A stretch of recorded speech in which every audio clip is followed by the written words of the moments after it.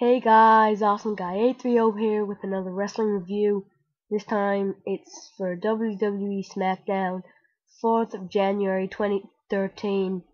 So the show kicks off with Randy Orton coming out saying that Smackdown used to be his show and he wants to regain the World Heavyweight Championship because he didn't have it at all in 2012, so he wants it back.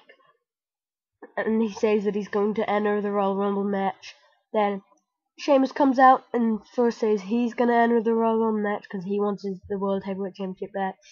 And then he says, thanks Randy Orton for helping him out with the Shield on Raw. And Randy says that it wasn't to help Sheamus, he wanted his own back on the Shield. It wasn't to help him. It was for himself. So, and then Big Show comes out and says that if either of them did survive the Royal Rumble match, it wouldn't really be like having a shot at the World Heavyweight Championship. It'd be like having a shot at his fist, knocking him out. And then they start arguing for a bit, and then Antonio Cesaro comes out and says that starts dissing Americans, saying typical how they keep saying who's going to beat each other up. Sheamus says that he's Irish, and then he says that's even worse, and then they're just all arguing for a bit, and then Booker T comes out and makes a match, Cesaro and Big Show versus Sheamus and Orton for the main event, which is quite interesting because none of them really got along with each other, neither team. So anyway, then you had The Miz facing Heath Slater with his 3MB partners Drew McIntyre and Jinder Mahal in the one-on-one match. I mean, it's amazing how much Slater has come up ever since becoming part of 3MB. I mean, just a few months ago he was getting beat up by every Hall of Famer and all the returning old superstars, but just before Raw 1000. But now he's facing The Miz, so it shows how much Slater's getting back up the WWE ladder since he became part of 3MB. But Miz wins with Skull Crushing finale. Then we had Great Khali versus with Hornswoggle and Natalya against Primo, Epico, and Rosa Mendez in a three-man tag team, well, three-person tag team match because they had Divas in that as well. Khali and Natalya and Hornswoggle win with Khali just using a big chop on one of the Primo and Epico cousins. I'm not sure which one it was. Then you have Wade Barrett versus Kofi Kingston for the Intercontinental Championship in a rematch. Decent match.